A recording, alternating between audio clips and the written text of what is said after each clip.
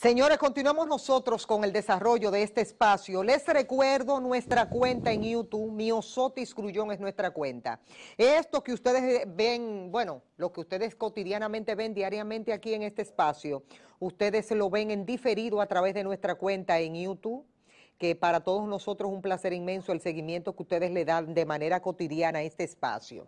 Miren, tengo aquí un invitado muy especial.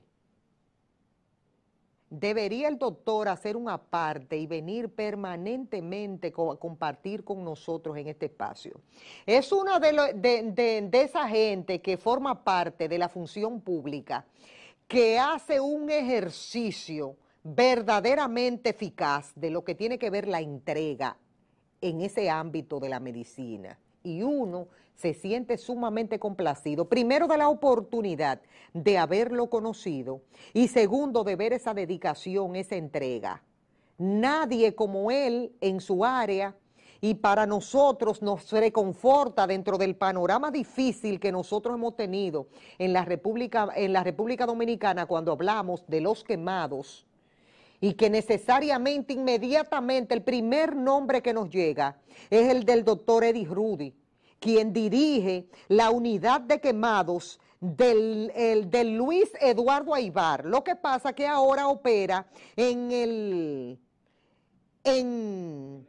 Ney Arias Lora, en la ciudad sanitaria. Lo dije al revés, yo creo, doctor, ¿verdad? Sí. Era anteriormente en el Ney Arias Lora. No, nosotros pertenecemos a la ciudad sanitaria Dr. Luis Eduardo Aybar y estamos temporalmente en el Ney Arias Lora. ¿Verdad hasta que tanto sí? se habilite la unidad que se está haciendo en la ciudad sanitaria Luis Eduardo Aybar. Entonces, siempre cuando tenemos el chance y la oportunidad de reencontrarnos con él para poner de manifiesto, porque da hasta pena y vergüenza decirlo, siempre tenemos este contacto con el doctor Eddie Rudy, porque en la República Dominicana no hemos pasado la vida como con toda esa situación de la circunferencia, dando vueltas sobre el mismo tema de las situaciones que se dan producto de las quemaduras con ácido del diablo.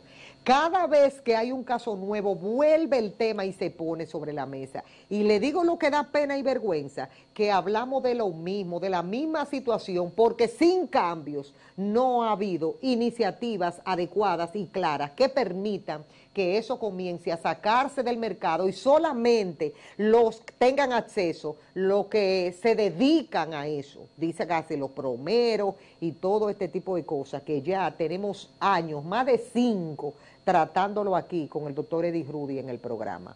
Doctor, un placer inmenso tener este chance y esta gran oportunidad de compartir con usted. Un placer para mí estar nuevamente en tu programa y afianzando lo que dices. Es lamentable que nos estemos reuniendo cada año prácticamente para lo mismo. Doctor, quiero iniciar de la última vez que usted y yo nos vimos aquí en el programa. Puede ser que hayan existido casos que se hayan dado de quemaduras con ácido del diablo que no hayan llegado a los medios de comunicación o que tal vez no haya aparecido un caso más. En este trayecto de tiempo que tenemos nosotros sin vernos, ¿cuántos casos han aparecido en la unidad de quemados? Efectivamente, siempre aparecen esos casos. Nosotros manejamos alrededor del 4 al 5% de las emergencias que nos llegan, emergencias térmicas, por quemaduras por químicos. Lo que pasa es que unos casos son más sonados que otros porque las redes ahora se ocupan o pasa donde hay una grabación o una persona grabando y se le da publicidad, pero siempre pasa. Hay casos que han pasado desapercibidos, incluso de más gravedad que este caso de la última semana. ¿Qué se ha hecho en la República Dominicana para que realmente esa prohibición se ejecute y a qué usted cree que se deba, que cuesta tanto? Bueno, no se ha hecho absolutamente nada, a pesar de que se legisló en el 2010 para regular y el control de esta sustancia, pero realmente no se ha hecho nada porque no hay un control efectivo. Estas sustancias son difíciles de controlar, muy difíciles de controlar. porque son, como tú decías en la introducción, del uso diario. Se vende en supermercados, se utiliza para la limpieza del hogar. Ahora bien, lo que hay es que regularla. Y ahí es, como hemos hablado aquí ya unas cuantas veces, entra un tinglado de organizaciones, entiéndase Industria y Comercio, Proconsumidor, la Policía Nacional, la Procuraduría General de la República, lo que era antes Digenor, que tiene creo que otro nombre, las asociaciones de plomeros, las asociaciones de supermercados, para regular la venta y saber a quién se le vende eso. Y policía y procuraduría, hacer un régimen de consecuencias, que es que no hay. Entonces, la pena que se ponen por esos casos. Vi un reportaje que hicimos la semana pasada donde creo que uno de los agresores de uno de los pacientes con mayor lesiones han quedado, solamente se le cantaron 2 años y medio de prisión. O sea que es una pena irrisoria prácticamente contra una persona que deja muerta en vida a su víctima. Entonces nosotros hemos estado proponiendo que la pena para ese tipo de personas debe ser 30 años. Hacer un ejemplo como se hizo, por ejemplo, con el que agredió en el metro. Creo que le cantaron 35 años, sí. y más nadie ha inventado. Acusado de terrorismo. Jamás nadie inventó con eso. Sin apelación, sin fianza. ¿Por qué? Porque una persona que usted le hace eso, va a vivir su vida entera, muerta psicológicamente e inútil físicamente muchas veces. Y si es una persona que eso le ocurrió en su juventud y tiene una longevidad de unos 80 años, todos esos años, vamos a poner 20 años y que dure 80 de vida, son 60 años que esa persona va a recordar ese trauma día tras día. Su primera mirada al espejo por la mañana para higienizarse la boca, lavarse los dientes, va a ser frente a un espejo y ese espejo le va a recordar ese hecho que ocurrió quizás hace 20 o 30 años. Doctor, y lo grave del caso, que uno nunca ha podido saber, pero la vida a nivel sentimental se rompe. Claro, a nivel sentimental, a nivel de producción, todo. Tus mismos hijos, oía el relato de una de nuestras pacientes, que decía que cuando llegó a su casa, sus hijos no se le acercaban, porque le decían que era un monstruo, que esa no era su mamá, porque tenía otro rostro, no era el rostro que ellos tenían 3 y 4 años en su mente, viendo que tenían grabado en su cerebro. Entonces eso trae una adaptación, ella tuvo que adaptarse, y eso es sumamente grave. Doctor, viendo todas esas instituciones que deberían intervenir en eso, pero a mí me parece en lo personal que hay algo más, porque no se ha hecho absolutamente nada. Después de lo que tuvimos en el 2010, mire, ha pasado 11 años y aquí todavía estamos discutiendo esa situación. Pero es que es lo que te decía, es que no hay un régimen de consecuencias, porque el ferretero, por ejemplo, le vende a quien vaya a comprar, y el ejemplo está ahí. Tú haces un reportaje y manda un encubierto a cualquier ferretería a comprar y le van a despachar.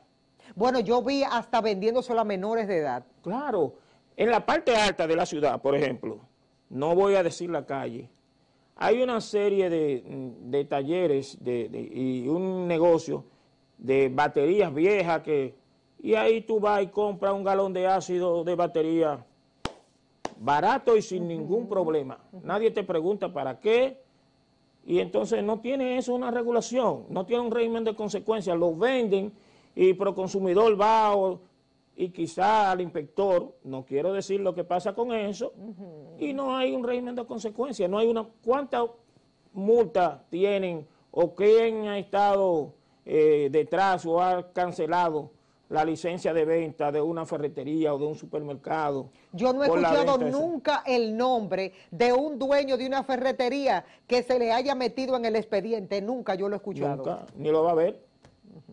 Entonces eso es una cuestión que desde la industria donde eso se envasa, donde se fabrica, la lata debe estar rotulada para saber a qué ferretería se le vendió esa lata. Y en la ferretería, carnetizado el plomero, por ejemplo, a quién le vendió esa lata.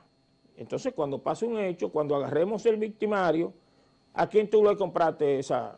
¿Dónde tú la encontraste? Yo se la compré a tal ferretería. Bueno, pues usted la ferretería, le cancelamos la licencia por usted venderle una lata de ese ácido a quien no estaba licenciado para trabajar con eso. O el plomero que lo usó, ¿quién lo compró? Ah, mire, yo se lo robé a tal plomero. Bueno, pues vamos a organizar, a darle seguimiento a ese producto, porque el control es bastante difícil. La regulación sí se puede hacer. Y lo demás es que cuando te agarré que tú hiciste eso, entonces Policía Nacional y Procuraduría, a través de la justicia, saber que esa persona son 30 sin problema. Y entonces el que vaya a cometer un hecho de eso lo va a pensar antes de hacerlo. ¿Quiénes son los más afectados de las estadísticas en el país? ¿Hay más hombres que mujeres o hay más mujeres que hombres? No, del 5% que te decía que maneja la unidad, sí, de 4 a 1 la mujer. Ah, la mujer. Pero hay casos de hombres. Sí, hay casos de hombres. Lo que pasa es que son menos sonados, el hombre también le da menos, ¿cómo diría? Menos importancia al aspecto estético, físico. La mujer... Sí, pero se le destruye también su vida en igualdad de condiciones. Claro, pero no, es menos, ¿cómo te digo? Aunque es un caso, es igual, pero la mujer se siente más porque en la mujer se afecta una esfera que de lo que la mujer, ¿cómo te diría? De lo que es la mujer, la belleza, la ternura de su rostro, todo eso se le afecta y por eso son las agresiones principalmente hacia cara. Doctor, vamos a compartir esta parte que viene a continuación, que es de vital importancia, porque tal vez si las afectadas en ese momento hubiesen hecho eso, tal vez el daño no hubiese sido tan grave. ¿Qué fue lo primero que debieron hacer las afectadas? Inmediatamente el producto hace contacto con esa piel. Mira, inmediatamente el ácido hace contacto con la piel, se inicia una reacción que es lo que produce calor, un calor de alta temperatura, que es lo que produce la quemadura. Lo que se tiene que hacer es inmediatamente buscar una fuente de agua, donde haya agua, y tratar de esa persona meterla bajo un grifo, bajo una ducha, alrededor de 30, 40, 45 minutos, para tratar de disminuir la concentración del ácido. Inmediatamente. Inmediatamente, lo más pronto posible.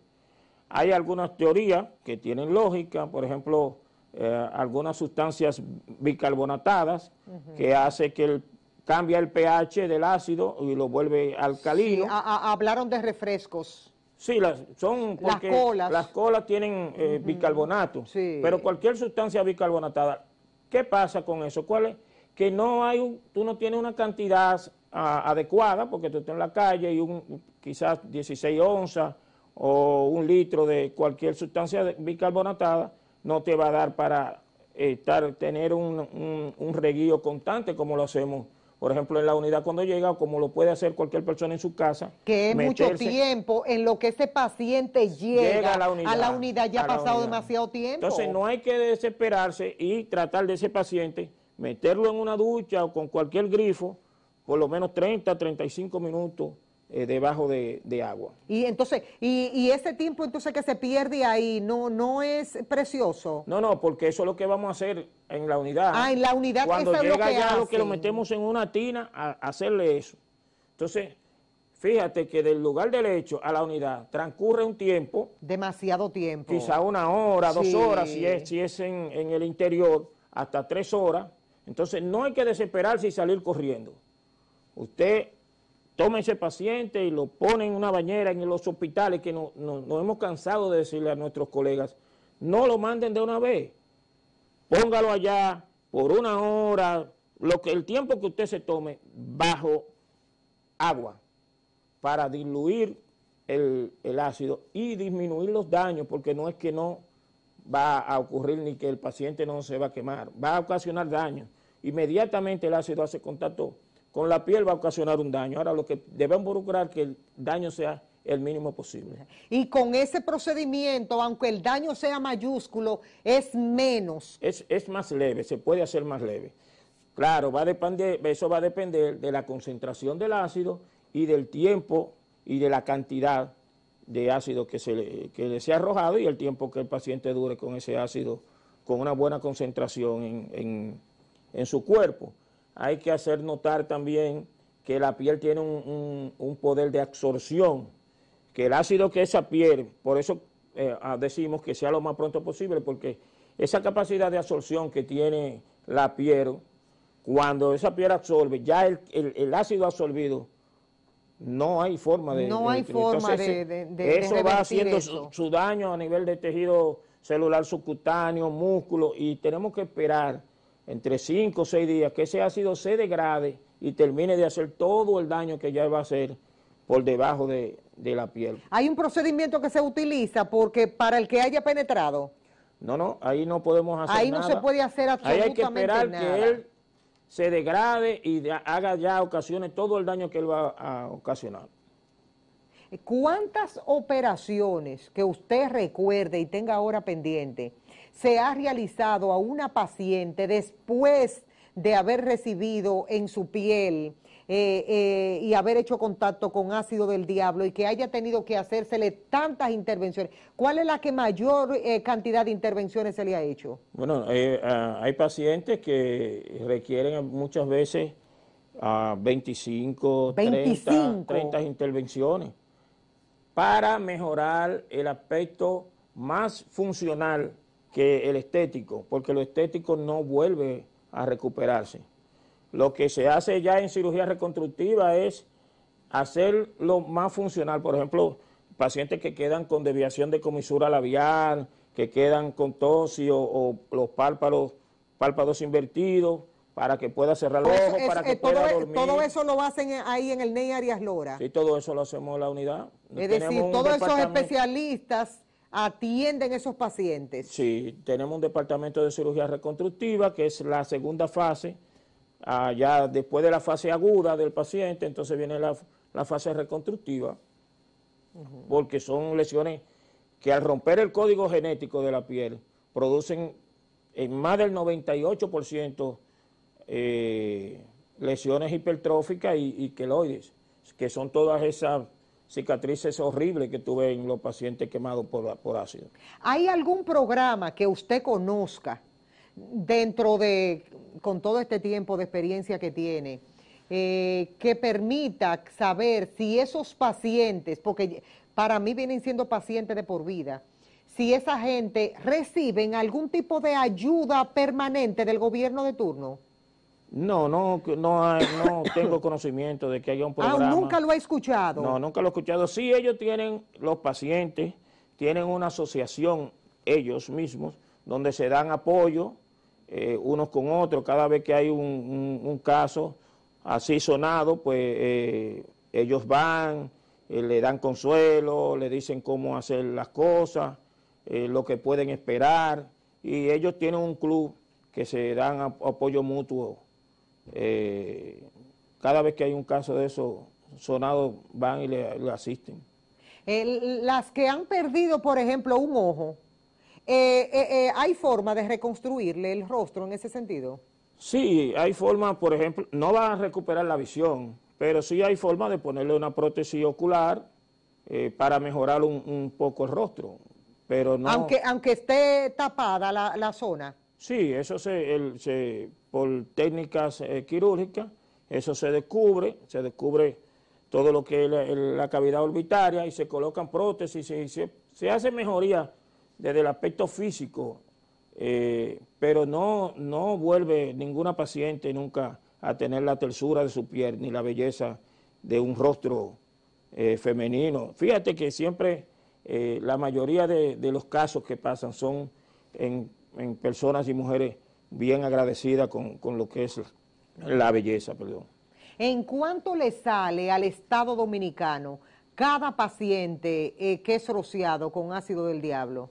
Bueno, nosotros tenemos un estudio de costo de hace 3 años, no simplemente del paciente quemado por sustancias químicas, sino del paciente quemado en general.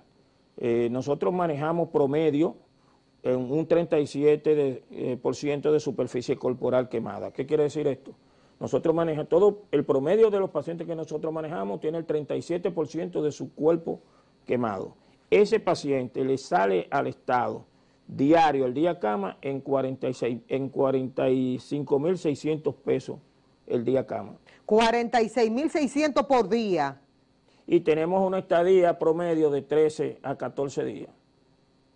Para ese paciente estar ahí. Entonces, ¿cómo se da después? ¿Las intervenciones quirúrgicas se hacen cada qué tiempo? No, eso va a depender de la gravedad del paciente, de la estabilidad del paciente. Sí, pero cuando uno sabe de antemano que ese paciente promedio va a tener 15 intervenciones quirúrgicas. No, estoy hablando día cama, o sea, el promedio de la estadía del paciente. Sí, yo sé de la estadía ahí, porque lo de la cirugía es aparte. Sí, la cirugía va a depender de la gravedad del caso. Hay pacientes que con 2 o 3 cirugías resolvió el problema, pero hay otros que duran 1 mes o 2 meses. ¿Y esas cirugías cómo se practican? ¿Cada qué tiempo? Es decir, yo me hago una cirugía hoy y después la próxima me la indican para qué fecha. No, tu caso va diciendo cuándo debo operarte, porque acuérdate que las quemaduras producen lo que es isquemia vascular, te queman también los vasos. Entonces siempre tenemos mucho tejido necrótico, tejido malo, podrido, que no sirve. Entonces va a depender de cómo tú estés hemodinámicamente, tu estado general, para yo llevarte a cirugía. Muchas veces yo puedo programar una cirugía para mañana, pero tu estabilidad no está bien, tengo que posponerla. Y dependiendo de la gravedad, de qué tan pronto tenga yo que quitar material necrótico, o qué tanto, bueno, yo puedo, déjame esperar un poco porque estas lesiones son superficiales y me van a cerrar, yo puedo diferir la cirugía. Pero no tenemos un programa como son las cirugías electivas, por ejemplo, que yo te digo de la vesícula. Bueno, yo te voy a operar el 16 de septiembre. Ven por aquí, no, con el paciente quemado, quizás lo llevé hoy a cirugía, pero mañana es una complicación y me hizo isquemia del miembro y tengo que entrarlo mañana a amputarlo. O los resultados de esta cirugía que me dio no fueron los satisfactorios y tengo que volver mañana a quitar más material necrótico. Eso no es, la cirugía del paciente quemado no puedo programarla. Generalmente y promedio, quizás cada 3 días lo pueda llevar a pacientes que sean estables, pero no puedo tener un tiempo que sea un programa con ellos. ¿Es doloroso cada proceso? ¿Y qué significa para el paciente? Porque solamente uno piensa en que en un momento determinado de nuestras vidas hemos tenido que intervenirnos quirúrgicamente y uno pasa como un proceso de dolor difícil. De verse en ese espejo, es complicado. ¿Cómo se da esos sentimientos encontrados de ese paciente que está en esa situación? No, son procedimientos sumamente dolorosos. No en el proceso quirúrgico, en el transquirúrgico, porque el paciente está anestesiado, generalmente con anestesia general, que es como trabajamos. Sí, pero cuando sale lo doloroso es el posquirúrgico y sobre todo las curas del paciente, que hay que curarlo todos los días o interdiario. Es decir, que ella tiene que moverse o él diariamente o interdiario a la unidad para ser curada. El ambulatorio, pero el interno se cura todos los días. Entonces esa persona, quitarle los apósitos y curarlo y moverlo, eso es sumamente doloroso. Nosotros a veces tenemos que salir de la habitación o la enfermera sale también llorando junto con el paciente de tan doloroso que es. ¿Usted se refiere a las vendas que son colocadas? Sí, a los vendajes. Eso se pega. Claro. Entonces, cuando nosotros quitamos para cambiar el apósito, eso es sumamente doloroso. Imagínate que te estén haciendo eso todos los días, sin piel, que es una barrera protectora, sin la piel. Entonces, sangran, el paciente quemado es un paciente muy consumidor del tejido sanguíneo. Es un paciente sumamente que sufre mucho. Además de lo que hemos estado hablando, de un sufrimiento psicológico para toda la vida prácticamente, el procedimiento y las curas que lleva y el procedimiento para tratar de salvarle la vida es sumamente doloroso, de los más dolorosos que hay en el trauma. Cuando ese paciente llega y es trasladado por su familia a la unidad, y que ustedes ya explicó el procedimiento que hacen para sacar un poquitito del producto de la piel, para diluirlo, y ya ese paciente, por ejemplo, es cubierto, ¿cuál es el método que se sigue después? En el sentido de que el paciente llegó, tratamos de retirar, de diluir un poco el producto de la piel, después cubrir esa área por completo. Sí, esas áreas son curas oclusivas que se hacen con gasa y crema, sulfadiacina argéntica utilizamos, que es un bactericida. Se cubre por completo el área. Todas las áreas afectadas, cubiertas. Porque, vuelvo y te digo, la piel es una barrera protectora. ¿Y por qué se cubre? ¿Para evitar infecciones? Para evitar infecciones, o tratar de disminuir las infecciones. ¿Qué tiempo tiene que pasar para retirar esto?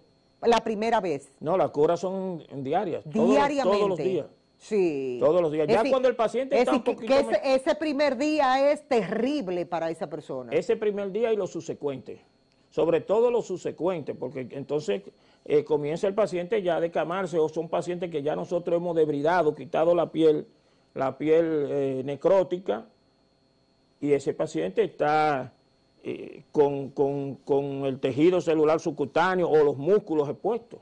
¿Qué tiempo se toma para ponerlo frente al espejo? ¿Se hace antes de salir de la unidad y ya estar de alta? No, eso es un proceso. Nosotros tenemos un departamento de psicología y de psiquiatría que son los que van manejando ese proceso, y entonces ya ellos toman la decisión cuando el paciente está apto para eso. Hay unos que quizás antes de tiempo le permiten ver su rostro, y hay otros que incluso se van a su casa y hasta que ellos lo tengan trabajado no descubren ni le autorizan. Ni le autorizan al familiar que le coloque. Ni le autorizan al familiar que le descubra el rostro. Es decir, que todo es un proceso. Dependiendo. Claro, cuando ellos deciden que lo hagan ante la unidad es porque ven que el paciente ya tiene cierto grado de aceptación. De aceptación. Sí. De verdad, doctor, que hemos querido narrar esto, y como prácticamente siempre cuando usted viene, para que la gente sepa realmente y que esto llegue a sensibilizar al humano, al ser humano, no importa el lugar del mundo donde esté, y para que la gente sepa lo difícil que es este panorama. Doctor, ¿cuántos años tiene usted dedicada a esta labor? Ya tengo 24 como cirujano de la institución y 8 como director. 8 como director de la unidad. Voy a 9 ahora en noviembre, pero tengo unido, porque aún teniendo la función de director, yo hago la función de cirujano, también opero, tengo ya 24 en la institución. ¿Usted es cirujano plástico? No, yo soy cirujano general, ya con su especialidad de quemadura. De quemaduras. Con toda esta experiencia que tiene usted, ¿hay algún caso en especial que se haya quedado registrado en su memoria por lo desastroso que fue para usted tener que darle seguimiento al mismo? ¿Por quemadura por ácido? Sí. Sí, hay casos sobre todo un caso con el desenlace final. Eso fue una muchacha, no recuerdo el pueblo, pero del interior, que quedó bastante afectada con un ojo, una oreja, una persona hermosa, una mujer hermosa, pero no resistió y no la volvimos a ver. Luego tuve la oportunidad de encontrarme con un familiar y me dijo que la paciente se había suicidado. Hemos tenido esos casos. Wow. Como resultado de eso, porque nunca aceptó ya su realidad. Su realidad. No, son de las cosas que mucha gente piensa que forman parte de las portadas de los periódicos y no saben lo doloroso que es un para una persona quedar muerto en vida, porque esa es la realidad de mucha gente de es esas. totalmente, eso es desgarrador. Y sobre todo lo que cuando nos toca ese tema que hablábamos antes, de que esa persona se ve por primera vez ante un espejo y ve su realidad. Por más fuerte que sea, son personas que nos llega a nosotros como médicos y como ente social.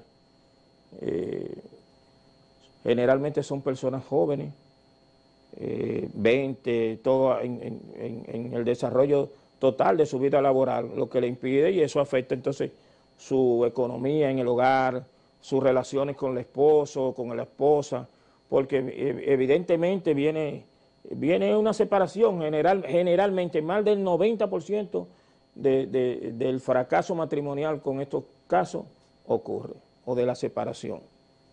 Doctor, quiero agradecer de antemano el esfuerzo que usted ha hecho para venir a compartir con nosotros en este día y sensibilizar a la gente, sensibilizar al pueblo dominicano en todos los órdenes. Necesito algún mensaje que usted quiera mandarle, no solamente a las autoridades, sino al pueblo en sentido general respecto a esta situación que tiene que ver con el ácido del diablo. Mira, sobre todo a las autoridades, régimen de consecuencia, porque no vamos a sensibilizar a quien, porque una cuestión que tengo que decirte, nosotros hemos ido disminuyendo la frecuencia de los casos por ácido, se ha ido disminuyendo la frecuencia. En la época la década del 90, principio del 2000, teníamos una tasa más alta. Estábamos entre un 10, 12, 9%, veíamos. Ahora estamos entre un 4 y un 5. Pero ¿qué sucede? Que los casos son más graves. Antes era la muchacha celosa que tomaba un potecito y rociaba a la víctima. Ahora no, porque eso ha pasado a la modalidad de sicariato. Ahora se le paga a una persona para que haga ese trabajo. ¿Qué pasa? Que el que hace eso lo hace para asegurar que tú le pagues, para hacer un trabajo bien hecho. Entonces, hace una mayor concentración y hace una mayor cantidad para hacer un trabajo efectivo. A esa persona no la vamos a sensibilizar porque son sicarios, son asesinos, son delincuentes. Entonces, con esa persona lo que tenemos es que poner un régimen de consecuencia duro, duro. Porque todos estamos sensibilizados. Fíjate cómo estamos tú y yo aquí. Pero a esa persona que le ofrecen un par de pesos, 5,000, 10,000 pesos para hacer eso, no tienen corazón. Por 10,000 pesos van a agredir a una persona que ni siquiera conocen, que ni siquiera le ha hecho un daño a él para él hacerle eso. Le digo lo grande del caso, doctor, es que nosotros ponemos estos temas sobre la mesa y entonces después mañana seguimos discutiendo el Código Penal de la República Dominicana. Y entonces seguimos batallando sobre las mismas cosas y entonces tenemos los mismos problemas con la sociedad. Así es. Esa es la dificultad. Entonces yo creo que ahí está la lectura. La cuestión es poner el oído en la sociedad. Hay que escuchar a la sociedad cuáles son los problemas que están pasando en la sociedad para nosotros adaptar nuestros códigos, nuestras cosas, a lo que realmente nos está afectando a nosotros y no estar extrapolando muchas cosas que muchas veces a nosotros ni nos competen. Señores, nuestro agradecimiento al doctor Eddie Rudy, quien dirige Eddie Bruno, quien dirige la unidad de quemados del Hospital Luis Eduardo Aybar, pero que de manera temporal están en el NEI Arias Lora hasta que se puedan terminar los trabajos. Nuestro agradecimiento eterno, doctor. Un placer estar otra vez y espero que esta sea una de las últimas que vengamos a hablar de lo mismo. Esperemos en Jesucristo. Que vengamos a hablar de otros temas. Eso es increíble. Señores, nos vamos con la satisfacción del deber cumplido. Ustedes y nosotros nos veremos en la próxima oportunidad. Pórtense bien.